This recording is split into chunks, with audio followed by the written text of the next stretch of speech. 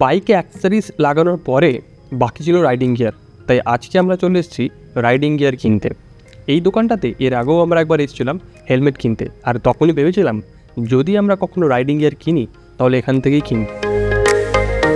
যদিও আমরা বেশ কয়েকটা বাজেট ফ্রেন্ডলি ব্র্যান্ডের কথা মাথায় রেখে গেছিলাম, কিন্তু ওখানে গিয়ে বেশ কিছুটা সময় অতিবাহিত করার পরে ফাইনালি আমরা ডিসাইড করলাম আমরা নেব রাইনক্স এয়ার GT4 এর জ্যাকেট আর প্যান্ট। তাই এখন আমি এটারই ট্রায়াল দিচ্ছি, আমার পরে আমার ওয়াইফও ট্রায়াল দিচ্ছে। তাই আর দেরি না করে ওটাই কিনে নিয়ে আমরা চলে এলাম বাড়ি।